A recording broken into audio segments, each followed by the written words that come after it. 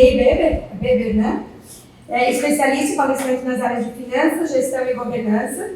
Ele é doutor em engenharia pela URGS, né, pela Universidade Federal do Rio Grande do Sul, onde ele foi professor e pesquisador. Atua também em consultorias na área de investimento, gestão e manutenção de infraestrutura. Mas se vocês procurarem ele em LinkedIn ou em outras mídias, vão ver que o Andrei é um atuante muito forte hoje em conselhos de administração, tanto de pequenas e médias empresas como de grandes empresas. Então, para quem aí fez a disciplina de governança, né, acompanha as pesquisas minhas e do Jeff, vão ver que para nós é uma grande honra a gente ter alguém aqui com essa participação. Então, Andrei, já de antemão agradeço muito por você ter aceito, né? Esperamos que esse seja o primeiro de muitos encontros que você que não me vale, bom filho a casa volta, né? Só para eu não esquecer, senão depois eu vou ter puxão de orelha, lembramos então que na semana que vem, no mesmo horário, a gente vai ter o Ciência e Negócios com o senhor Silvino de Souza, que é cofundador da Coe Tecnologia e da Edna da Center Compliance, do TEG, coordenado pelo professor Cid. Então, semana que vem estaremos todos aqui novamente. Muito obrigado. Adriana, acho que pode apresentar, como a gente tinha combinado, né, uns minutos depois a gente abre para os bate-papo. Vou tentar fazer as provocações, né? Eu brinco que tem duas alcunhas que a gente não consegue escapar jamais, né? De professor e de engenheiro. Então eu pedi primeiro para fazer essa conversa primeiro de pé e, claro, preparei também aqui alguns slides muito mais para provocar vocês. E aqui, fazendo menção, né, ao que a Rose comenta, eu fui professor da Univale por 14 anos, né, professor da Escola de Engenharia lá no CPTMAR. Tive o privilégio, foi quando conheci a Rose, de coordenar uma pós-graduação aqui da própria Univale. Mas, enfim, a vida vai nos levando para caminhos e eu já não consegui mais desfrutar desse ambiente e por isso que imediatamente quando a Rose formulou o convite e o Fernando Lenzi, né, eu o conheço muito antes do que certamente todo mundo está aqui. A dona Alzira, mãe do Fernando, foi minha professora da quarta série, professora querida. Então, sem a gente contar nossa idade, né, Fernando? Dá para saber que faz bastante tempo. E a minha resposta foi imediatamente sim. Seria apenas uma questão de a gente conseguir conciliar as agendas e poder estar aqui. Por sorte também o aeroporto estava em boas condições, eu consegui pousar no horário, brinquei que eu levei 48 minutos para sair de São Paulo, chegar em Navegantes, e levei 1 hora e 2 minutos para chegar até aqui no aeroporto, mas faz parte. O desafio logístico, muitos de vocês estão fortemente envolvidos com isso, é algo que, se de um lado é desafiador e pode parecer um obstáculo ao desenvolvimento, do outro lado é uma miríade de oportunidades que a gente tem.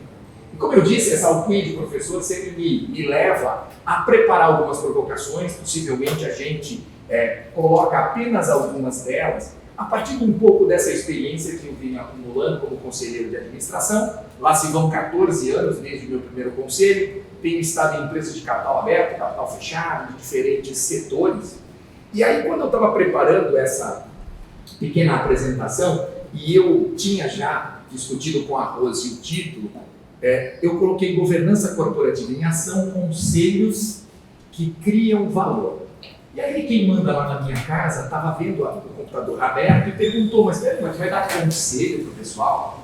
E aí eu disse, tá aí, vou aproveitar o trocadilho, né? E obviamente não é a minha pretensão de dar conselho, a minha intenção era pensar conselhos de alto desempenho, conselhos de administração, conselhos consultivos, conselhos fiscais, todos estes órgãos colegiados de governança e que vão, de alguma forma, participar da construção de mecanismos de regulação de risco das organizações. E aí, lembrando das aulas de governança corporativa, eu brinco que governança tem dois conceitos, duas definições. Uma mais dura, que é mecanismo de regulação de risco, e outra mais suave, é a construção da ética subjacente das organizações. E não à toa, eu trouxe aqui, mas infelizmente não tenho para todos, o IBGC, o Instituto Brasileiro de Governança Corporativa, revisou e encerrou a revisão no ano passado do Código de Melhores Práticas. E o Código de Melhores Práticas, ele incluiu mais um princípio, o princípio da ética e da integridade, como um valor inalienável para as organizações e que vai se combinar com transparência, com accountability, com sustentabilidade, com equidade, com toda a sorte de elementos que concorrem para a governança. Mas eu achei que seria interessante a gente começar com uma pequena provocação. Lá no dia 15 de setembro de 1970, se eu não me engano, eu não estava nascido, né? O Milton Friedman diz que a responsabilidade social das empresas é aumentar lucro para os acionistas. Eu não estou aqui para defender o Sr. Friedman, então um pouco para condená-lo, mas durante 50 anos esse foi o dogma que regeu as organizações no mundo inteiro. Vamos gerar lucro, vamos pensar no acionista. Certa vez eu cheguei numa empresa para integrar o seu conselho e observei que a missão da empresa era alinhar os interesses dos acionistas aos demais stakeholders. E aí, claro que eu não gostei nada disso. Por quê? Porque senão eu estaria categorizando os stakeholders de maneira diferente. E se a gente acredita na governança corporativa, a gente precisa ir mais longe do que isso. Aí, o Sir Adrian Cadbury vai lá e diz o seguinte: peraí, não é só gerar lucro, mas sim encontrar uma conexão entre os interesses individuais e os interesses coletivos. E essa é a dualidade da governança. Não à toa Aristóteles diz que virtus in medium est. A virtude está no meio. Não sei se é um meio geométrico, se é um meio geográfico, mas ela está no meio do caminho. Portanto, a governança, ela parte de um conceito fundamental. As organizações dependem da sua reputação. O valor das empresas está diretamente associado à sua reputação. Quando a gente fala sobre a crença ou a confiança das pessoas nas instituições, o Edelman Trust, né, que é o Edelman, que é um instituto que faz essa análise, esse acompanhamento, observa que todas as instituições, governos, imprensa, empresas e, por que não, a sociedade como um todo, caíram em descrença perante as pessoas. E por quê? Porque as organizações, as empresas, não praticam atos virtuosos. Ou seja, a governança não deixa de ser o amálgama, o elemento que conecta todas estas virtudes das organizações, mas sem perder a perspectiva de que, para sobreviver, as empresas e as organizações precisam, de fato, gerar resultado econômico. Então, mesmo sabendo que o acrônimo ESG vem perdendo alguma relevância ou vem sendo alvejado diariamente por aqueles e aquelas que entendem que não faz sentido, não é o ESG o acrônimo, mas é uma governança de resultado, uma governança de alta performance. E o que é alta performance? É impacto. Quando a gente fala de processo, a gente fala de eficiência, fazer corretamente. Quando a gente fala de resultado, a gente fala de eficácia, atingir o resultado que se pretende. Só que é quando eu combino as duas, quando eu tenho efetividade, que eu gero impacto. Então, a governança está a serviço das organizações para que elas gerem impacto. Obviamente que é necessário que essa taxonomia aconteça. O que é impacto para nós? Como nós entendemos o impacto que geramos na vida das pessoas? É, portanto, a discussão central da governança entender que o mundo está recheado de novos paradigmas. E eu não vou aborrecer vocês aqui, mas todos eles, todas estas ponderações aqui, de um mundo cada vez mais exponencial, de um mundo volátil, incerto, complexo, ambíguo, de um mundo frágil, ansioso, não linear, incompreensível, nos leva a um perigo. Eu falava isso hoje de manhã numa aula, o chamado FOMO, Fear of Missing Out. É aqui que entra em cena o papel do Conselho de Administração, é o papel do Conselho como guardião da estratégia e como protetor número 1 do valor de uma organização.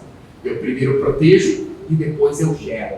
Eu primeiro protejo e salvaguardo a geração de valor, os meus propósitos, a minha missão, a minha visão, para depois eu buscar outras oportunidades. E dia desses eu estava vendo algumas leituras passadas e eu me lembrei de um livro, né, A Viagem do Beagle Espacial. Isso é um livro de ficção científica que supostamente se ampara no Beagle, né, o navio que o Darwin desbravou o mundo, e ele tem lá um personagem que é um nexialista. Na verdade, isso é uma ciência que não existe. O que é um nexialismo lá dentro desse livro? É a capacidade que determinadas pessoas têm de conectar diferentes áreas do conhecimento, gerando as sinergias indispensáveis entre estas habilidades, competências e estas áreas. Claro que essa ciência não existe, e na verdade o Frans Johansson, um escritor sueco, depois escreveu um livro chamado O Efeito Medici, onde ele lembra da família Medici, que era uma família que incentivava muito as artes em Florença. E lá eles tinham galpões, onde eles reuniam profissionais de diferentes áreas, quase uma torre de Babel, e eles percebiam que havia a criação de soluções incrivelmente interessantes. Por quê? Porque a Clarice Lispector já dizia, com os iguais a gente até vai mais rápido, com os diferentes a gente vai muito mais longe. Então, o conselho que gera valor é um conselho que gera utilidade. O Bernoulli falava de que existe uma função de maximização de riqueza que não necessariamente é maximização de utilidade. E não tem nenhum problema aqui se uma determinada empresa ou organização resolver aceitar que ela quer só gerar riqueza. Mas eu poderia pensar numa lógica mais virtuosa, aonde eu vou ter uma utilidade. O Nizam Anais diz que o óbvio precisa ser repetido 7 vezes. É isso. Governança é o exercício do óbvio. A gente sabe o que é governança aqui. Obviamente não desmerecendo o que nós estamos fazendo aqui, porque a gente tem que estudar muito governança. A governança é algo que é natural para todos nós. Mas é aquela história, né? Minha esposa é médica, ela diz que eu preciso de 5 coisas para ter uma vida longeva. E as empresas também querem ser perentes, querem ser longevas. 5 coisas. Preciso me alimentar bem, preciso dormir 8 horas por noite, preciso tomar bastante água, preciso fazer pelo menos 30 minutos de exercício todos os dias e cultivar bons relacionamentos. É fácil, né? Mas por que a gente não consegue ser longevo? Não tem beber vinho nessa? Não tem, infelizmente não tem, mas eu queria que tivesse. Então percebam, as fórmulas todo mundo sabe. E aí que entra em cena aquela história, né? Não há nada mais prático do que uma boa teoria, dizia o Einstein. O problema é aplicá-la, o problema é fazer ela funcionar. Então, quando a gente fala dessa governança, a gente fala do envolvimento do conselho. Então, quando eu falava aqui o trocadilho conselhos que criam valor, a primeira coisa é entender que o conselho de administração é um órgão que precisa envolver-se com a estratégia. É claro que esse papel, ele por vezes, ele se modifica a depender da situação. Conselheiros e conselheiras de administração precisam controlar a altitude. Aí alguém disse para mim uma vez, peraí, André, mas não é atitude? Não, é altitude. Ora eu estou voando a 30 mil pés. Ora eu tenho que voar ali próximo do solo. Eu preciso mergulhar para entender o negócio. Eu preciso ter uma escuta ativa. Eu preciso me relacionar com todos os stakeholders. Eu preciso ir ao encontro da informação. A informação não vai bater na minha porta. Aquela informação que eu preciso para poder tomar uma decisão bem informada.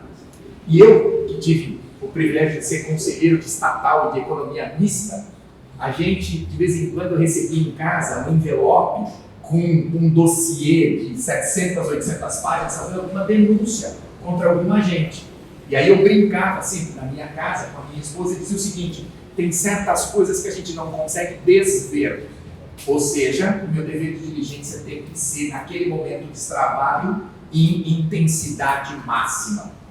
Mas se eu ficar passivo, esperando que as informações venham ao meu encontro, certamente eu não estarei cumprindo o meu papel enquanto vigilante da estrutura e da estratégia de valor de uma organização. Então, eu preciso ir ao encontro da informação, eu preciso me envolver na gestão estratégica. Não é elaborar a gestão estratégica, mas tracionar, catalisar, desafiar, participar. Eu, e depois a gente pode explorar isso um pouco mais, fui conselheiro de administração da Copel quando a gente transformou ela em uma corporation, agora, recentemente. Esse foi um trabalho hercúleo. Por quê? Porque a gente precisava revisitar a nossa estratégia. E o ponto de partida, por incrível que pareça, era a continuidade do negócio. E na última segunda-feira, esse ciclo se encerrou. 64% do parque gerador de energia da companhia teria a concessão esgotada este ano. Logo, e como ente público, ela não conseguiria renovar a concessão. O Conselho de Administração se antecipou, enxergou esse movimento, procurou entender isso alguns anos antes e desencadeou um processo de transformação em corporation que tornaria a empresa apta a fazer a concessão ou a renovar a concessão. Coisa que, se ela permanecesse no status atual societário, ela não conseguiria. Então, o Conselho precisa se envolver, precisa participar. Se a gente procurar literatura, e certamente vocês terão fontes muito mais consistentes do que as minhas, existe um framework. Esse framework passa pelas pessoas, passa pelo sistema de informação, passa pelos processos, passa pela dinâmica e a cultura do conselho. Cada conselho é diferente. Conselho que não tem faísca não gera combustão. Conselho é um espaço social. Tem que ter conflito. Não o conflito pernicioso ou o conflito que prejudica. Mas eu tenho que ter a fricção de ideias. Eu tenho que ter a fricção de visões diferentes de mundo. Sob pena de que, se eu não tiver visões distintas que são debatidas, eu não cumpro a minha trinca de ações de um bom conselheiro, de uma boa conselheira. Eu tenho o dever de me informar, falamos sobre isso agora. Eu tenho a obrigação de refletir e eu tenho a responsabilidade de decidir. Em estruturas um pouco mais sofisticadas de governança, o Conselho de Administração é o órgão que representa a autoridade inicial da organização. É quem se responsabiliza por tudo que acontece na organização. Consequentemente, o Conselho precisa estar ciente dessas responsabilidades.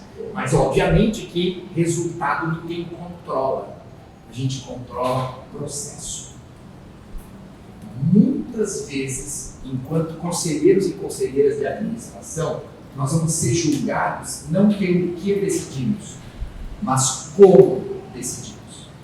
De que maneira foi encadeado o processo decisório. Foram levadas em considerações todas as nuances, todas as dimensões, todos os elementos. Então, entra em cena o dever de se informar. Debatemos consistentemente os assuntos, exaurimos o debate, conseguimos de maneira colegiada levantar todas as hipóteses. E aí, por fim, aquilo que é indelegável, decidir. A responsabilidade de decidir. Isso significa que governança parte de um pensamento sistêmico. Está baseado num alinhamento com todos os stakeholders e precisa olhar ao longo prazo. Eu acabei, apesar de engenheiro que sou, me envolvendo muito com as áreas quantitativas de finanças, e é claro que a gente, quando fala de longo prazo, tem que projetar, tem que estimar e acaba ficando um tanto quanto ansioso, porque é muito difícil planejar ou projetar o longo prazo. É muito difícil, é muito mais fácil administrar o curto prazo. O curto prazo é concreto, o longo prazo é abstrato. Mas ainda assim, o papel do conselho não é olhar para trás. Quem está na área financeira sabe que, via de regra, a função financeira de muitos conselhos é simplesmente olhar para o retrovisor, acompanhar as DFs, aprovar as contas e vamos em frente. Mas é uma riqueza enorme para que eu possa promover um olhar prospectivo. Eu costumo dizer, a Rochelle esteve comigo na semana passada lá no curso de conselheiros, e o módulo que eu ministro chama-se Decisões Financeiras Estratégicas e Monitoramento do Desempenho, e eu falava que o conselho precisa usar aquilo que ele entende a partir das demonstrações financeiras, ele precisa usar a mecânica das demonstrações financeiras para poder projetar e poder planejar o futuro. É como se fosse a esfinge de Tebas. Quando a gente decifra o enigma, a gente entende como é que é a mecânica do processo. E aí, basta a gente colocar esses ingredientes em funcionamento. Uma visão transformadora é essencial para gerar valor sustentável e garantir a perenidade das organizações. E depois eu compartilho esses slides com todos vocês, eu compartilho com o Fernando, com a Rose, enfim. A governança é conexão. Eu que comecei minha carreira projetando pontes e me envolvendo com obras de infraestrutura, eu gosto sempre de colocar ponte em algum momento da apresentação. Governança é uma ponte, é uma conexão, é o depara. É a governança quem materializa essa visão de longo prazo. Então eu preciso me conectar. Existem 4 Cs em governança. O primeiro C é o da composição. Conselhos diversos, bem compostos para a realidade da organização naquele momento, geram valor. Conselhos que se conectam com os stakeholders de maneira única são conselhos que geram valor. Conselhos que têm a comunicação como um valor inarredável conseguem gerar mais resultado. E aí o último C, claro, porque a gente sempre fala da certificação. A gente sempre fala do lifelong learning, a gente sempre fala de estarmos preparados. A academia tem esse privilégio. Eu dizia para você aqui antes de começar que, obviamente que hoje, apesar dos percalços, eu tenho um pezinho na academia e um pezinho no mundo prático. E é muito interessante. Lá nas empresas que eu estou no conselho, eu sou um professor André. Eu respeito bem porque eu sou professor, porque eu tenho uma trajetória acadêmica. Quando eu estou na sala de aula, o respeito vem porque eu tenho a vivência destas empresas. E por que isso? Porque é quando a gente se propõe a, de fato, colocar em prática aquilo que a gente entende que são as melhores práticas e a excelência, a gente consegue ir mais longe. Só que aí, de tempos em tempos, e é uma profusão de memes que a gente recebe sempre, né? Eu recebi isso aqui, né? O frango e o porco resolveram fazer um negócio. O problema é que um se envolve e o outro se compromete. E isso já está muito claro para nós no âmbito da governança. Por isso, portanto, governança é inteligência empresarial. Quer tirar? Pode tirar. Governança é inteligência empresarial. Governança é aquele olhar antecipativo que reduz riscos e incertezas, amplifica oportunidades. Então, eu uso governança como inteligência. Para quê? Para que eu possa tomar melhores decisões. O problema são as boas e velhas narrativas. Eu preciso tomar cuidado como eu enxergo o mundo, porque ele vai operar do jeito que eu enxergo. E aí que entra em cena os vieses cognitivos, as heurísticas ou até mesmo os preconceitos. Então o conceito tem que estar atento. Tem que estar atento, sabe por quê? Porque a nossa responsabilidade é alocar recursos.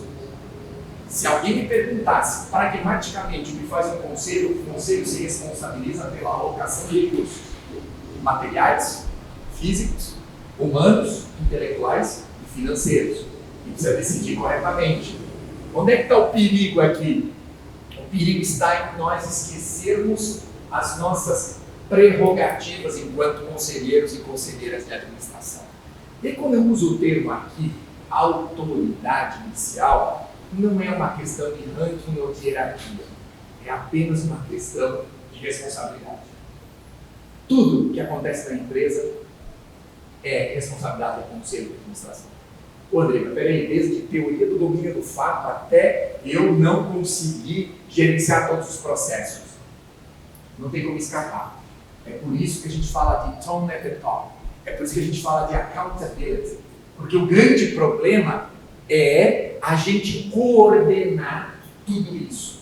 Como eu falava, o nosso Código de Melhores Práticas procura trazer esses princípios e sempre que a gente tem dúvida, a gente acessa esse código e lá a gente vai encontrar uma inspiração. Ele deixou de ser prescritivo e passou a ser principiológico, porque é o princípio que interessa para todos nós. E eu já estou indo para o final, porque eu sei que a conversa aqui é mais valiosa aqui hoje. Governança é vantagem competitiva. Quem teve aula com a professora Rose, o professor Jefferson, certamente viram que governança ajuda a diminuir custo de capital. Se ajuda a diminuir custo de capital, aumenta a valuation. Se aumenta a valuation, melhora a minha competitividade. Tudo bem que não se encerra só nisso, obviamente, mas está aqui já uma boa bandeira para ser trabalhada. Quando nós fizemos a transformação ou a migração da Eletropaulo, eu era conselheiro, de nível 2 de governança para novo mercado, da noite para o dia, o custo de capital caiu 200 pips. Claro, mudou o enquadramento. Tem comitê de auditoria estatutário, agora eu tenho tag along, tenho drag along, tenho uma série de outros elementos que a própria B3 nos demandava, o meu risco cai dramaticamente. Então eu vou acessar capital, eu vou ter pessoas talentosas pensando no meu futuro, eu vou ter um reforço da minha reputação e da minha imagem corporativa. Estou participando agora de um conselho consultivo de um pequeno ISP, o Internet Service Provider, do interior do Paraná, e eles queriam de fato reforçar as estruturas de governança e aceitaram quase tudo que eu sugeri. Está fazendo 3 meses que o SAP S/4HANA está rodando, a auditoria está em campo para fazer auditoria das demonstrações desse ano, e o próximo passo é fazer uma operação estruturada, captar recursos, adquirir algum concorrente ou expandir as operações. Tudo baseado na governança, nesse entendimento de qual é a trajetória. E aí o que eu falava é o grande problema da governança. Governança é burocracia, governança é custo. E eu não vou ficar aqui falando de teoria da agência, custo de agência. Eu não sou daqueles que acham que o custo de agência é quanto custa ter conselho, é quanto custa ter auditoria, é quanto custa ter controles internos. O custo é de não ter governança e desperdiçar recursos. O problema é que a todo instante nós vamos ser brindados com a desculpa de que governança tolhe agilidade, que governança é burocracia. Não. Se eu conseguir praticar o accountability, cada um sabe o que tem que fazer, mesmo quando ninguém está olhando. E aí a coisa funciona. É fácil? Não. O que o conselho precisa fazer? Primeira coisa, acreditar no right to trust. O direito de acreditar nas pessoas. Até que me prove o contrário, eu vou acreditar. Mas eu nunca vou esquecer do René Descartes, que dizia que pelo menos uma vez na vida a gente tem que desconfiar de tudo e de todos. Então, é o confiar desconfiando, é o confiar sendo zeloso e ciente. E aí, já está de fato no final, o que é o conselho na prática? E aqui, algumas circunstâncias que eu entendo que fazem muito sentido. O primeiro deles, garantir que o management esteja sempre atento ao desempenho financeiro e não financeiro. O conselho precisa se comunicar muito adequadamente com o management, entendendo qual é a nossa proposta de valor e procurando estabelecer os critérios por meio do qual essa avaliação vai acontecer. Tem uma responsabilidade importantíssima, que é aprovar o framework estratégico. O conselho que não se ocupa da estratégia, infelizmente, é um conselho omisso. E hoje não é mais linear. A diretoria prepara o planejamento, submete ao conselho que aprova, influencia o afeto, impacto. O conselho tem que trabalhar a gestão de risco. Matriz de risco tem que aparecer todo mês na reunião do conselho. Eu sou presidente de comitê de auditoria e todo mês a gente está revisando a matriz. Cada diretor, cada diretora presta contas ao comitê sobre os riscos que estão sobre a sua alçada de gestão e vai nos posicionando sobre se está faltando alguma coisa, se é necessário agregar algum recurso a mais. O conselho precisa enxergar as vantagens competitivas de uma organização e estabelecer as alavancas para que isso possa ser aproveitado pela organização. E, claro, né, quem é comprador é vendedor.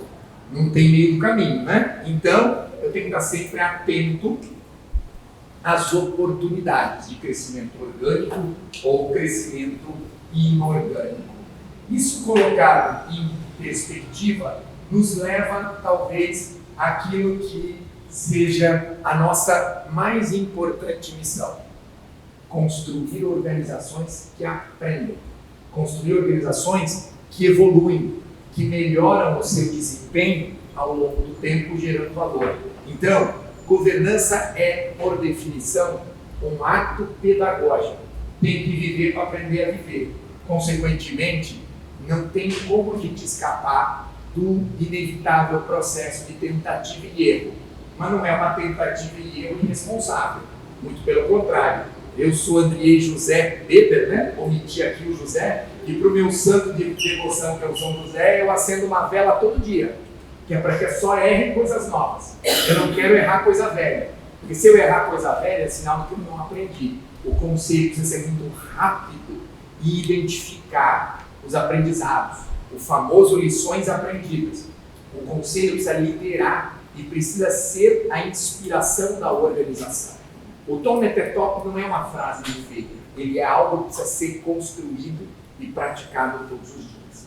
Aborreci vocês demais, mas eu deixei aqui essas perguntinhas, essas inquietudes. Depois eu mando mais outras coisas para vocês lerem, mas eu estou à disposição, Rosa, porque eu sei que são nas perguntas que a gente vai formulando que a gente consegue, possivelmente, esclarecer algumas outras coisas dentro daquilo que a gente consegue, né? Eu brinco que no limite o que a gente tem são algumas cicatrizes e alguns calos do que já aconteceu. Muito obrigado. Agradeço. Aí a gente senta, né? Então você está.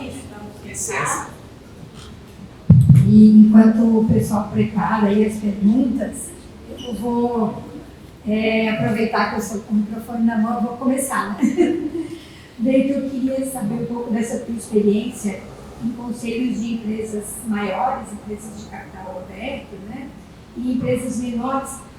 Se você tivesse assim, que elencar um maior problema nas pequenas e um maior problema nas grandes, tivesse que elencar o primeiro, qual seria? Eu tenho a minha experiência começa em capital aberto e foi mais recentemente, nos últimos 5 para 6 anos, que eu fui para empresa de menor porte, notadamente empresa familiar. Né? Então, começando com a empresa familiar, quer seja conselho consultivo ou conselho de administração, o grau de sofisticação é menor e o teu papel como conselheiro é muito mais de orientação.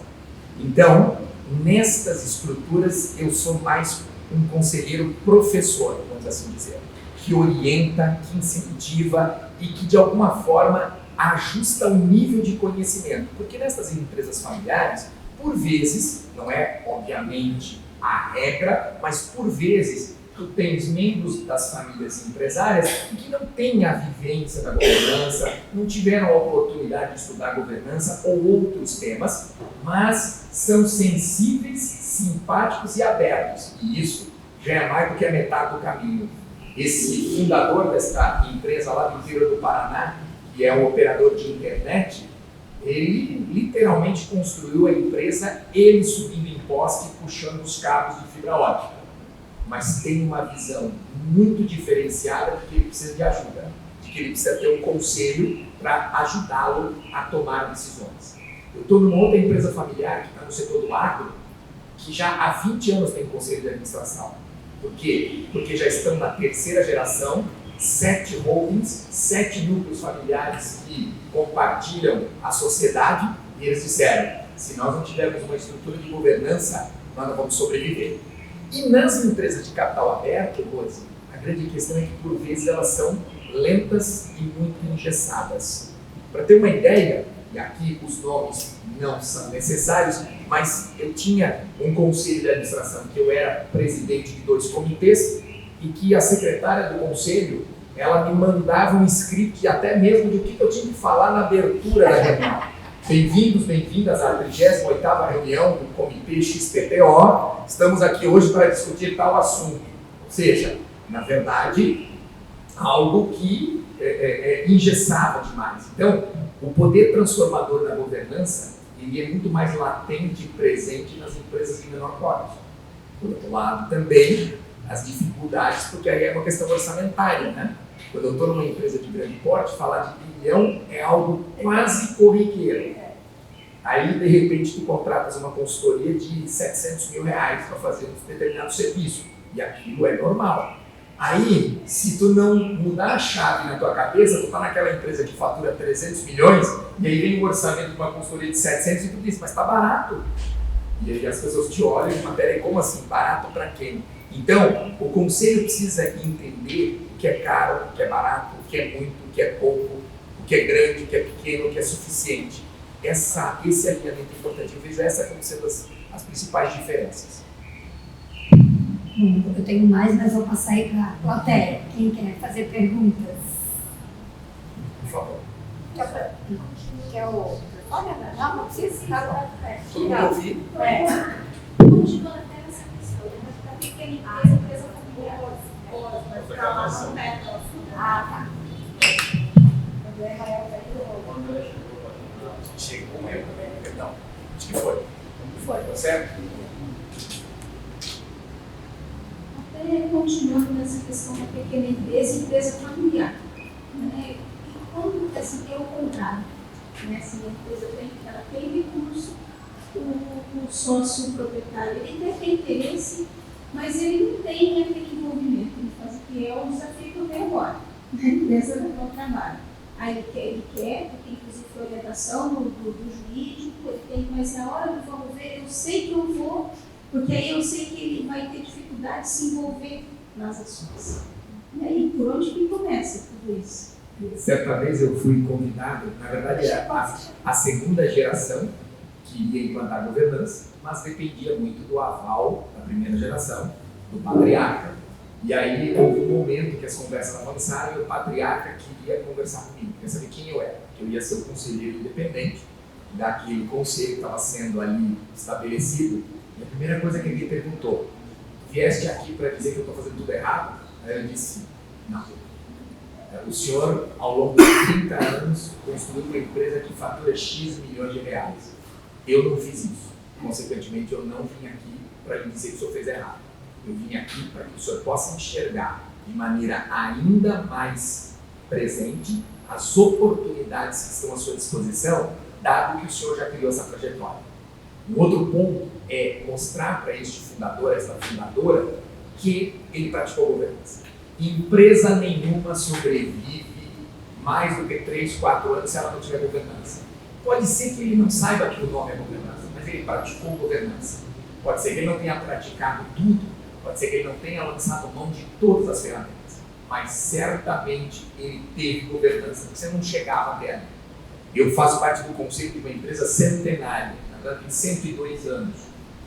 Não dá para dizer que ela chegou ali apesar da governança, né? Ela chegou porque tem governança, talvez não com esse nome. Então, eu não sei como é que é o teu nome. Andresa, eu entendo que primeiro é demonstrar o potencial, demonstrar onde estão as oportunidades, mas também evitar achar que a governança ela é um pacote fechado que precisa ser implantado, e aí, respeitando obviamente o jurídico, não é porque o jurídico pediu, é porque eu entendo que esta é a forma por meio da qual eu perenizarei o negócio.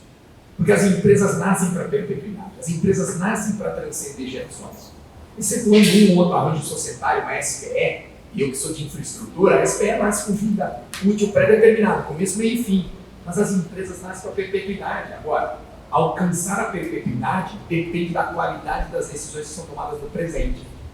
E aí, Andresa, talvez possa ajudar. Governança é uma árvore que eu planto e que possivelmente eu nunca vou desfrutar da sombra. Mas eu vou plantar. Eu vou plantar, porque eu entendo que aquilo é importante.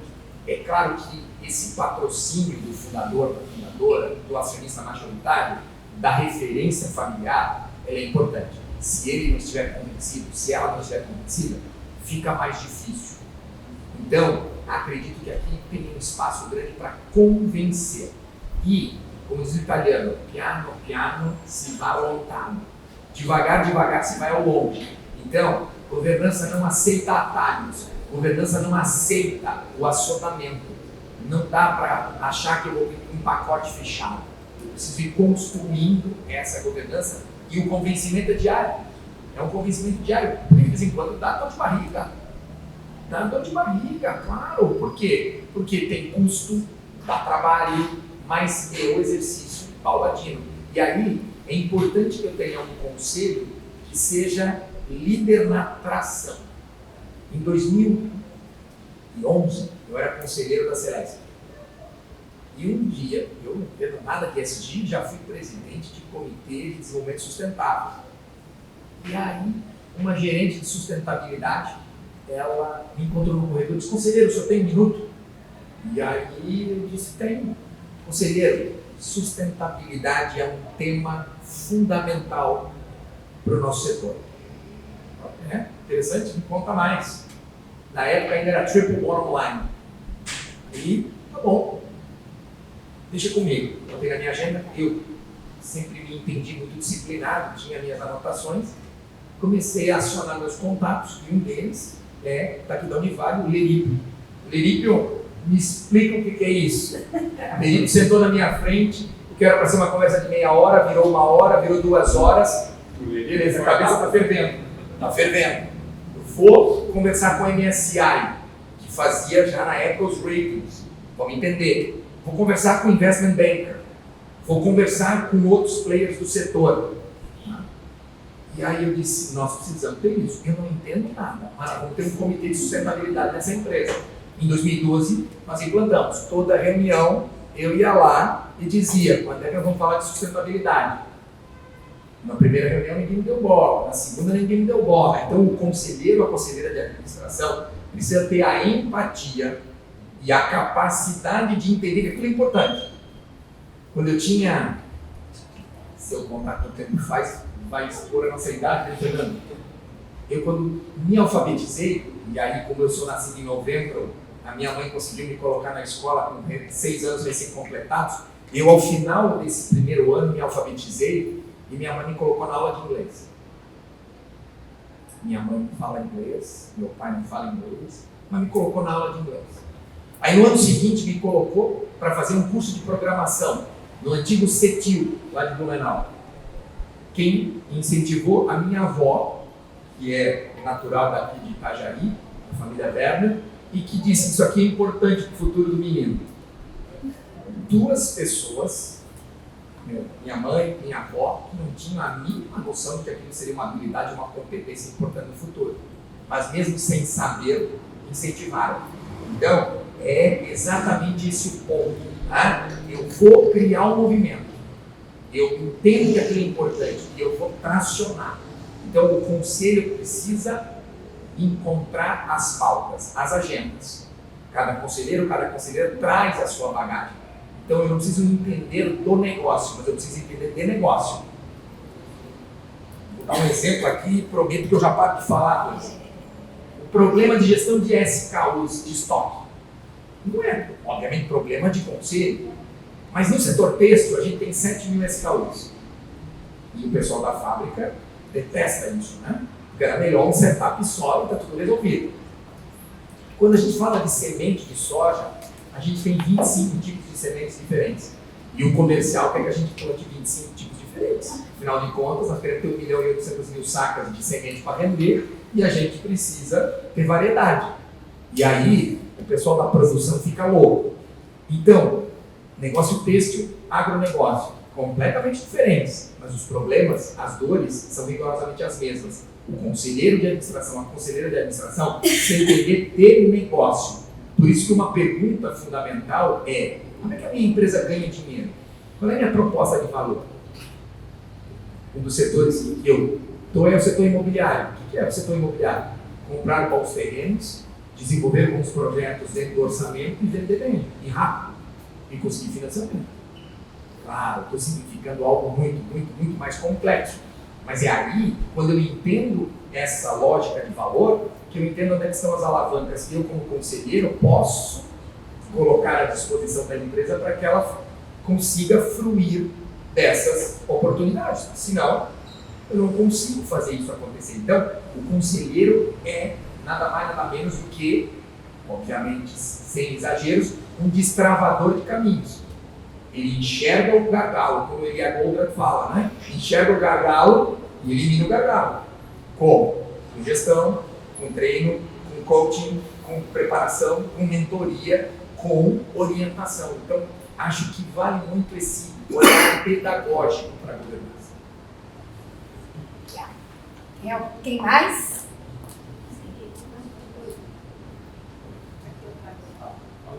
Deixar os alunos. Pode ser? Não? Daí, É só para poder pegar uma.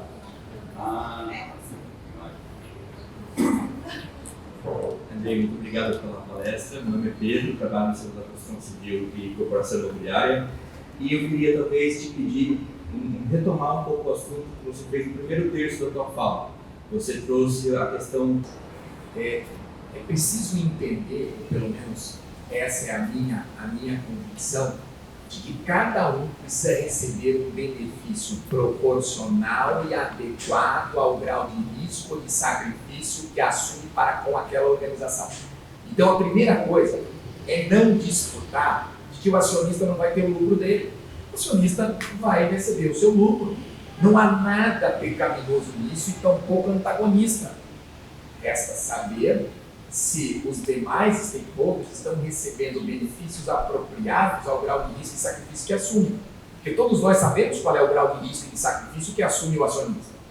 Não precisamos nem discorrer sobre eles. Mas e os outros stakeholders? E a sociedade como um todo? E aí a gente fala muito, Pedro, de licença social para operar, que não é um documento formal, não é algo taxativo, mas é algo que as empresas demandam para que elas possam, de fato, exercer suas atividades.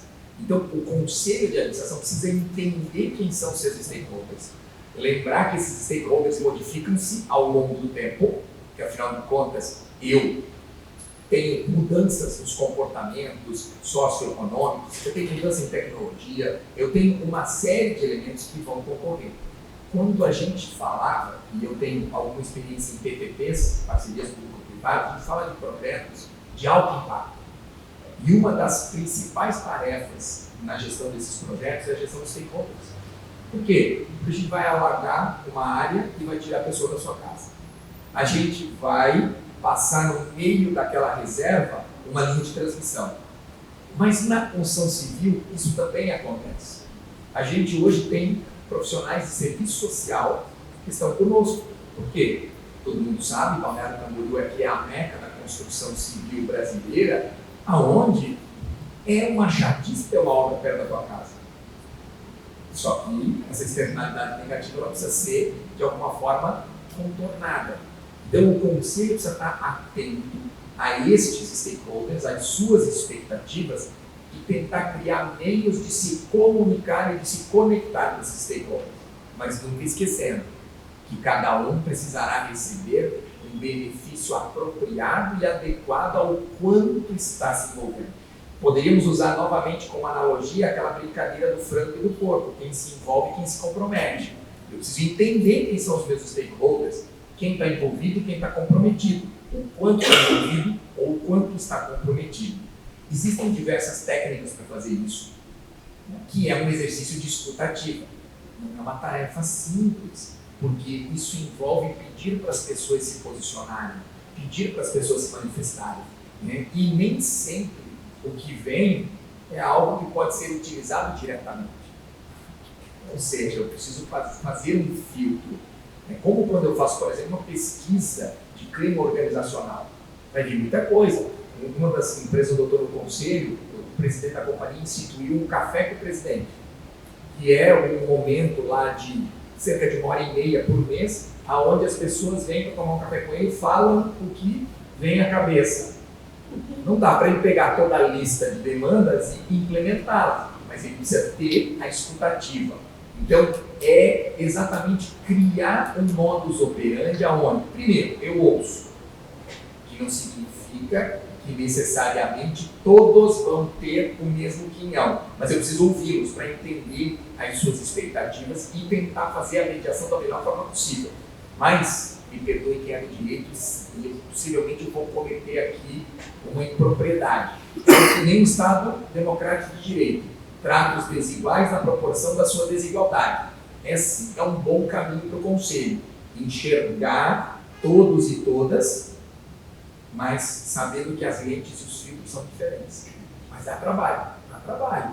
Essa é uma agenda de conselho, Pedro. O conselho tem que provocar isso. Hoje, o que aconteceu? Eu estava lendo uma matéria sobre seguro safra. Aí eu já mandei para o nosso diretor financeiro, escuta, a gente tem seguro. Aí eu senti que do outro lado deu uma travada. Aí, posso te ligar? Tá bom.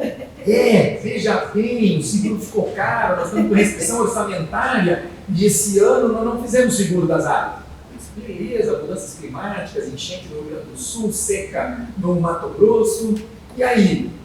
E aí, claro, né? Parafraseando aquela piadinha, o gato subiu no telhado. Mas aí eu pergunto, se não tiver um conselheiro que faça essas perguntas, como é que a gente vai avançar? E, de novo, aconteceu e fui eu que fiz a pergunta, mas tem centenas de outras perguntas que os meus colegas fazem. E aí a gente está no grupo do WhatsApp, no e-mail, a gente diz assim, puxa, por que eu não fiz essa pergunta? Então, o conselheiro, a conselheira também precisa ter uma rotina, uma disciplina de estudo.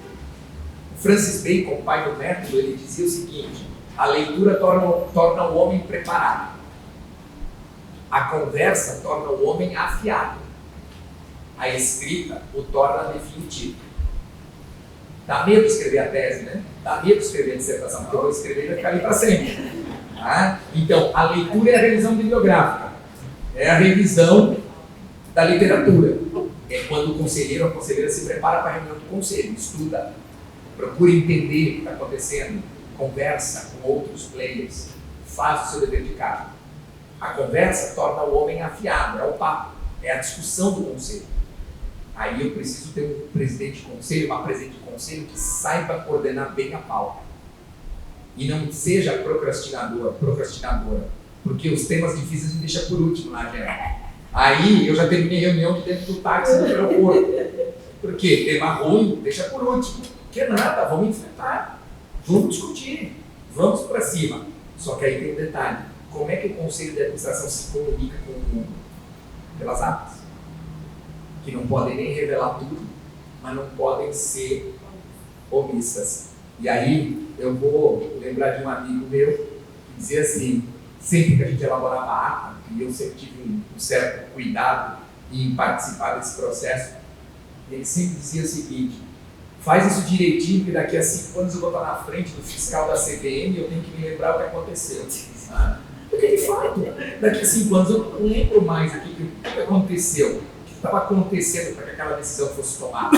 Porque aí, Pedro, existe a arte do possível. Eu, como professor, não posso jamais falar isso para ninguém, de que o ótimo é inimigo do bom, de que o 7 passa. O 10 é bom, mas o 7 passa. E não acreditem nisso, por favor, pelo menos não nesse espaço aqui. Mas, brincadeiras à parte, o feito é melhor que o perfeito. E eu vou um passo além. No mundo que a gente vive hoje, o mais rápido é melhor que o perfeito.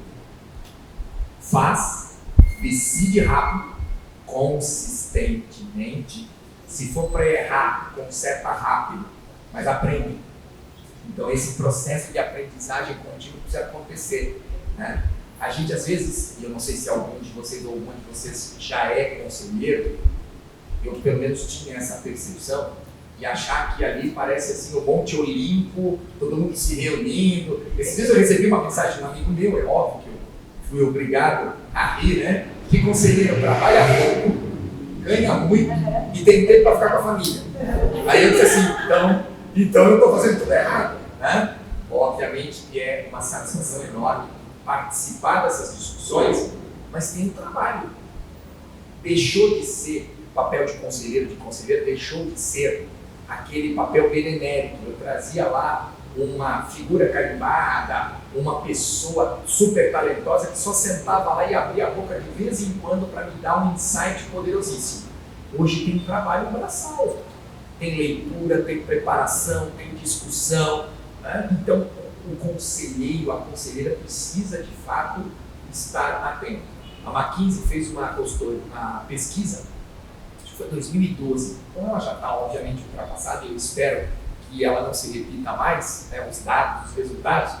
Eles perguntavam para os membros de conselho: quantos membros do conselho vocês acham que não estão preparados para ser conselheiro?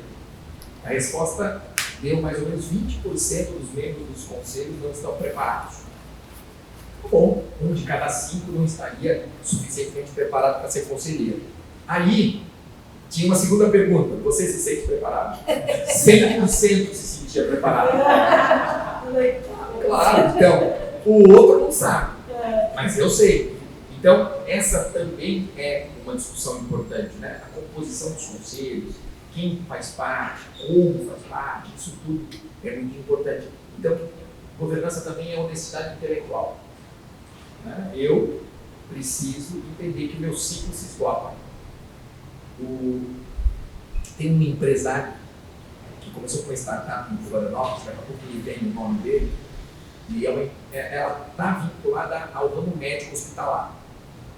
E eu mediei um debate lá na CAT um tempo atrás, e ele estava lá, e aí nas conversas de bastidor ele disse o seguinte, que ele já estava no Conselho 3.0, a terceira versão do Conselho, e só na terceira versão tinha um médico no Conselho.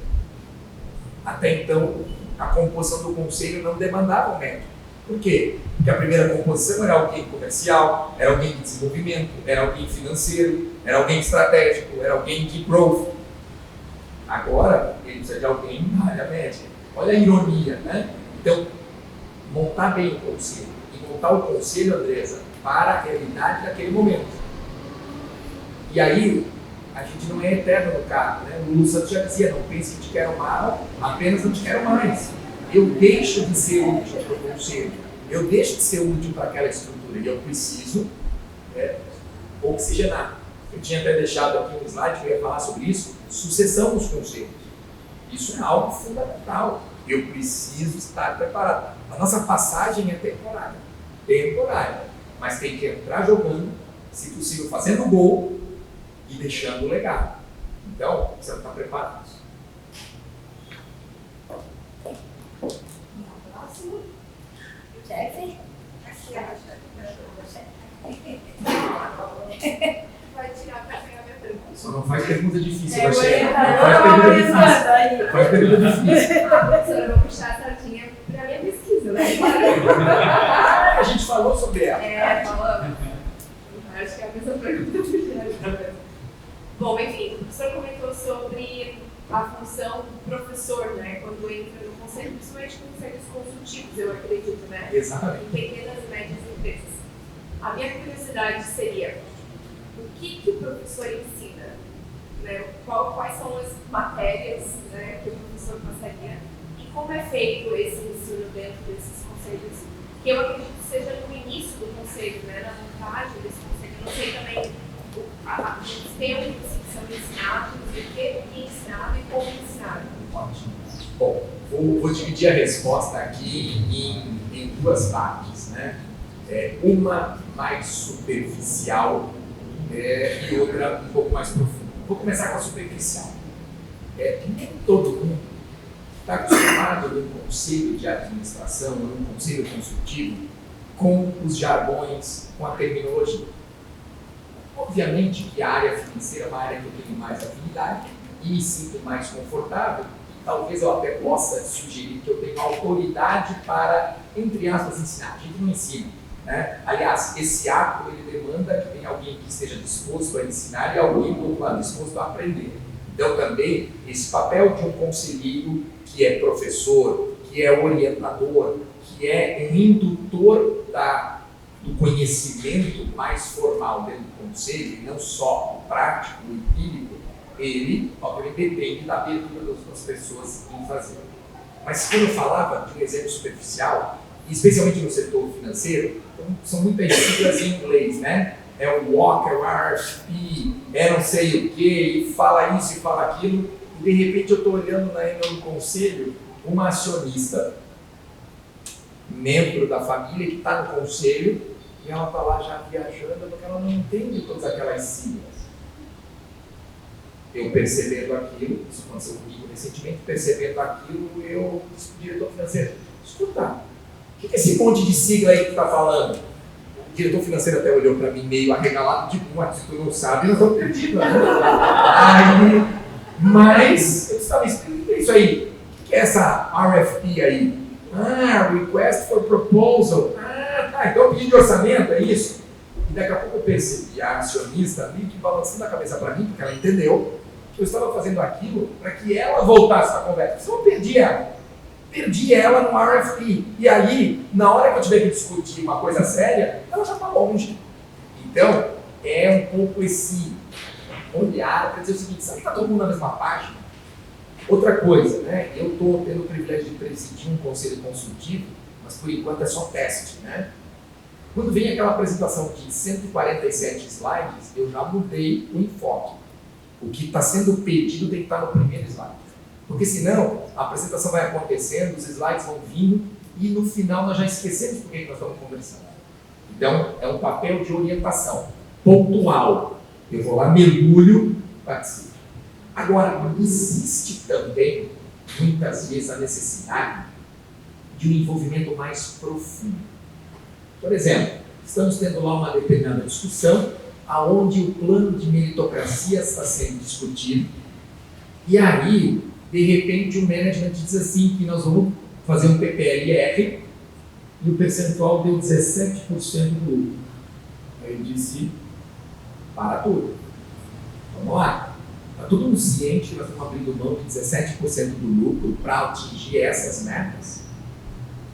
Vamos voltar a entender melhor o que é um plano de participação em lucros e resultados? Vamos entender qual é o princípio? Vamos entender qual é a responsabilidade do conselho perante os acionistas e a própria companhia? Aí estamos lá numa discussão, o conselheiro A quer o dashboard de um jeito, o conselheiro B quer o dashboard de outro jeito, o conselheiro C quer o dashboard de outro jeito, eu digo, lembra do Herbert Simon, riqueza de informação leva a pobreza de atenção. Vamos tentar encontrar um meio do caminho. A empresa não serve ao conselho, o conselho serve à empresa. Esse é um ponto que, recorrentemente, Rogério, eu preciso me envolver. Obviamente que se eu tiver outros conselheiros independentes, e a experiência tem me mostrado que, especialmente em empresas familiares, ter 2 independentes é ótimo. Um levanta, o outro corta. Porque, às vezes, os membros da família, não por qualquer razão pejorativa, não estão tão preparados ou não vêm tão preparados. Mas eu tenho a obrigação de estar preparado. E se eu tenho um interlocutor que reverbera, ajuda. E aí, nós estamos falando esses dias sobre estratégia de negócio. E de repente já tinha alguém discutindo um negócio paralelo. E é claro, né? O professor tem que estar sempre com os seus slides atualizados, dados, relatórios e tal. E aí tem um estudo da BEM que mostra o perigo de eu me desviar do core business vis-à-vis o que eu tenho de esforço para gerenciar. E aí um gráficozinho que mostra, se está no core business, é luzinha verde em tudo. Aí conforme eu me afasto do core, a luzinha vai ficando amarela ou vermelha, porque aí vira distração. Então eu também tenho o papel de orientar os meus pares, e não só eu, por óbvio, mas de orientar os meus pares em entender que eu preciso ter rigor e disciplina estratégica. O conceito precisa ser absolutamente rigoroso, cuidar com as distrações, cuidar com um debate que não é profícuo ou não é objetivo, mas também, Rogério, dar vez e voz aos outros, não necessariamente na posição de presidente do conselho, nessa por óbvio, eu tenho que criar o espaço, mas como conselheiro, de repente está todo mundo quieto, aí eu digo, Rosê, mas e aí, Rosê, o que tu acha? Bota a Rosê no fogo, não tem problema, traz para o debate. Então, e fulano, o que o senhor acha? Tem uma empresa que o patriarca, sempre muito quieto, mas foi o CEO da empresa por 54 anos. Se ele andou pela fábrica comigo, ele sabia o lugar de cada parafuso e cada prego, tu imagina se ele não vai contribuir. Então, eu boto ele para contribuir. Então, não é necessariamente somente eu, enquanto conselheiro, que tenho um pouco mais de bagagem de governança, que vou ser o professor, mas eu vou ser o articulador para que o conhecimento em governança aconteça de forma adequada. Né? E saber a hora de morder, a hora de assoprar. Né? Eu tenho um case que eu vivi, não é dos mais agradáveis, mas foi engraçado. Hoje é engraçado. Né? Reunião de conselho, um tio e um sobrinho, e o tio, de repente, lança uma expressão um pouco decorosa para o sobrinho. O sobrinho devolve na mesma moeda, os ânimos se acirram, e de repente os dois olham para mim e perguntam o que tu pensa para CEO. Mas já aconteceu do CEO me ligar 5 minutos depois que eu peço uma coisa para o diretor, me ligar e dizer assim, o que tu quer saber? Eu disse, eu quero saber isso, isso, isso. E aí comecei a copiar ele em todas as mensagens, em todos os e-mails, até o dia que ele disse, não precisa me copiar em tudo. Mas, o que eu faço por hábito? Toda vez que a Rose, diretora, me dá uma informação, imediatamente eu compartilho com os meus pais. Porque eu não posso vir para a mesa com uma assimetria informacional. Eu tenho que compartilhar, porque eles são os meus pais e vão compartilhar comigo a responsabilidade da decisão. Então, esse também é um fato. Por quê? Porque numa empresa familiar que está dando seus primeiros passos de governança, o dono senta com a diretoria toda semana. E daqui a pouco na reunião diz, isso aqui a gente decidiu fazer. Você decidiu o quê? E aí, de novo, com cuidado, com zelo e construtivamente, lembrando-a de que isso não é governança. Então é um papel assim, bastante prazeroso, mas dá trabalho também. Dá trabalho também. E piada, tem que ser. Sem receita. E sem receita, não tem muita receita. Não tem muita. Aliás, tem uma boa, né? Claro, vou brincar aqui, descontrair, peço perdão por aborrecer vocês com isso, mas é o que uma vez eu escutei, acho que é do Cortella, que ele diz o seguinte: se tu não tem coragem de contar para tua mãe, não faz. Então, se não tem coragem de contar para ela, não faz. Então, na governança também é um pouco isso, né? Mas tu vai aprendendo, né? Eu não sei se eu comentei aqui, eu acho que não comentei ali, antes de começarmos com o Fernando Lenzi. Normalmente, tu entras num conselho por conta do teu currículo e da tua experiência numa determinada área. Mas tu permanece no conselho por conta da tua habilidade de construir esse diálogo, de fazer essa ponte e de transmitir a mensagem. Então é muito mais a questão da narrativa. O Damodaran, quem gosta de finanças, escreveu um livro em 2017 sensacional. Infelizmente ainda não tem versão em língua portuguesa, Narrative and Numbers, onde ele conta a história de muitas empresas, as suas narrativas, e verifica como elas garantem o sucesso, porque elas têm uma história que é edificante, uma história que atrai as pessoas. E isso hoje é muito importante no âmbito organizacional. Então o conselho também é um animador do processo. O conselho tem que garantir que esteja todo mundo imbuído do espírito, do propósito da organização, para juntos fazer a construção daquilo que nós entendemos que é valor. Quer dizer? Como a gente fez como a gente tem um contrato, para não ter nenhum problema de assimetria, também a última pergunta pelo adiantado da hora. Tem aula depois? Não. Tem bastante gente, tem aula, sim. Mas também o combinado contigo foi 1 hora, né? Pode deixar ela ficar no trânsito, né? Mais alguém quer fazer alguma pergunta? Estão com medo? Eu queria fazer uma de tecnologia, mas... Pode fazer. Não, mas acho que é interessante, sabe? Como é que os conceitos que... Aqui para poder ficar gravado. Ok. Novas tecnologias surgem e elas trazem muitas incertezas, né? Principalmente hoje, tecnologias digitais, mas não somente. Como é que os conselhos se posicionam ou ajudam nesse sentido? Porque às vezes é um aspecto mais técnico, mas às vezes também transpassa só a questão técnica, tem até mesmo a questão ética, enfim. Como é que os conselhos hoje você percebe que estão se organizando e estão, digamos assim, se preparando para lidar mais com essas questões nesse ambiente bastante turbulento? Eu vou contar uma situação que foi pela dor. Fevereiro de 21, a Copel sofreu um cyberataque, ficou 3 dias fora do ar. Aí volta os sistemas, volta tudo para o ar, só para falar de cyber, né? Volta tudo para o ar, e aí um Deus nos acuda para dizer o seguinte: vamos entender melhor, né, o que é que nós temos aqui, vamos entender melhor as circunstâncias, e aí foi pela dor. Tá?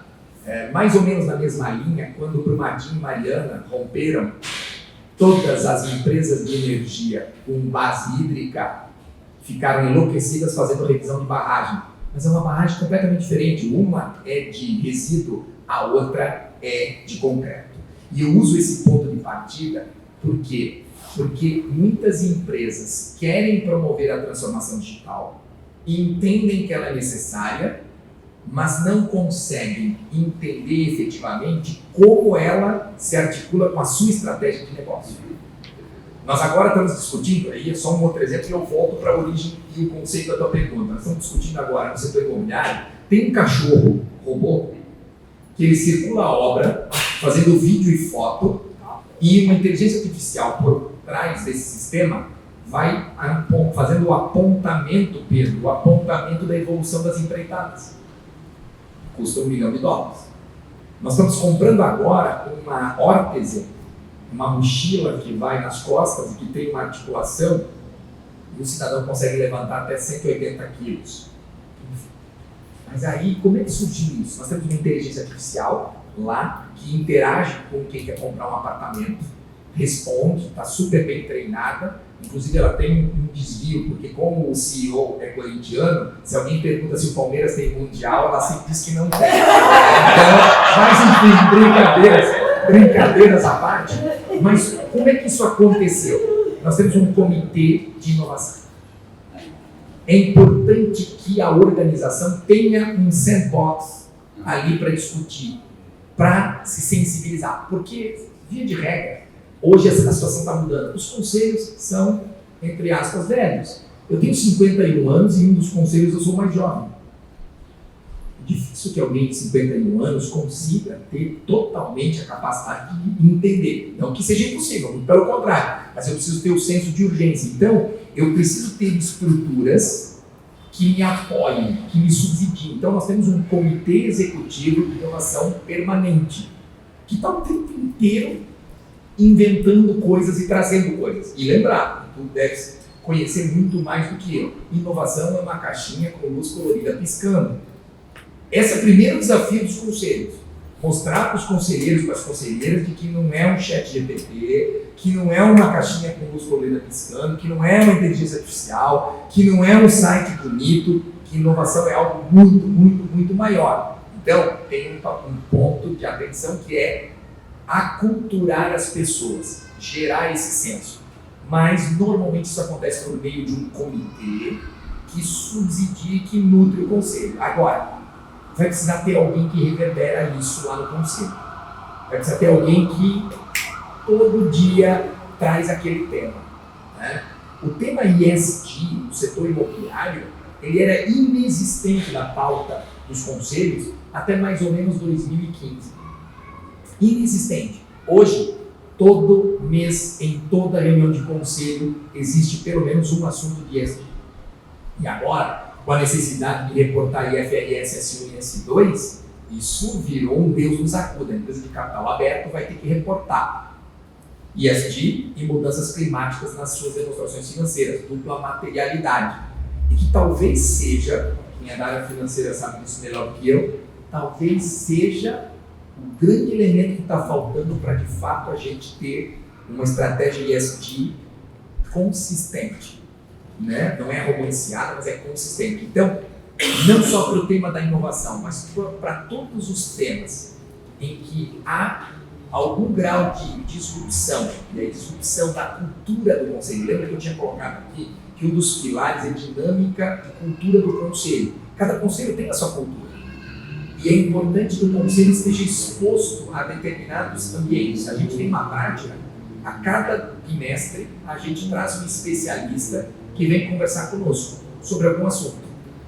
Esses dias foi o Gustavo Stocco, que é um cara de inovação bastante famoso, veio conversar com a gente no conselho.